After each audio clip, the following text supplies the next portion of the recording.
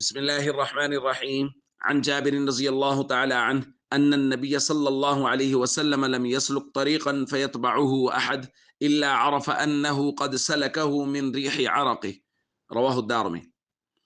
حضرت جابر رضی اللہ تعالیٰ عنہ بیان فرماتے ہیں کہ نبی کریم صلی اللہ علیہ وسلم جس راستے سے بھی گزرتے، حضور کے پیچھے کوئی صحابی آتے تھے تو حضور کے پسینے کی خوشبو سے پہچان لیتے تھے کہ نبی پاک صلی اللہ علیہ وسلم اسی راستے سے گزرے ہیں۔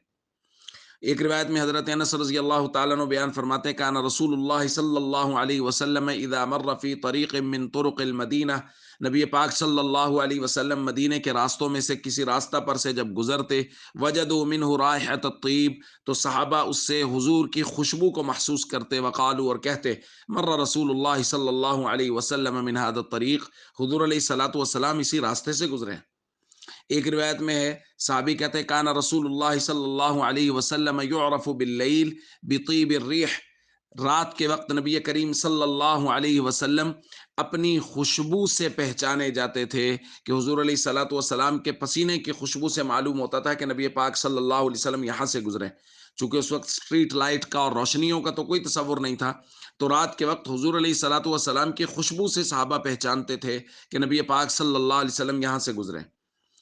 ایک چھوٹی عمر کے صحابی کہتے ہیں میں کسی وجہ سے گھبرایا ہوا تھا، تو حضور علیہ الصلوۃ والسلام نے مجھے اپنے سینے سے لگا لیا، تو میں نے حضور علیہ الصلوۃ والسلام کے پسینے کو محسوس کیا، پسینے کی خوشبو کو محسوس کیا۔ فرماتے ہیں کبھی کسی مشک و عنبر کی خوشبو بھی اتنی حسین نہیں تھی، اتنی پسندیدہ نہیں تھی میرے لیے جتنے نبی پاک صلی اللہ علیہ وسلم کے پسینے کی مبارک خوشبو میرے لیے تھی۔ دوستو، یہ خوشبودار پیغمبر ہمارے آقا حضرت محمد کریم صلی اللہ علیہ وسلم، جن کے اعمال خوشبو، جن کا چلنا خوشبو، جن کا پسینہ خوشبو، جن کا دیکھنا خوشبو، اٹھنا بیٹھنا خوشبو،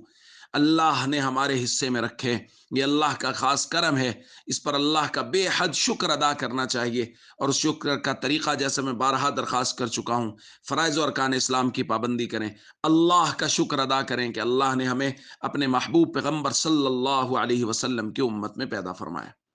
السلام علیکم ورحمۃ اللہ وبرکاتہ۔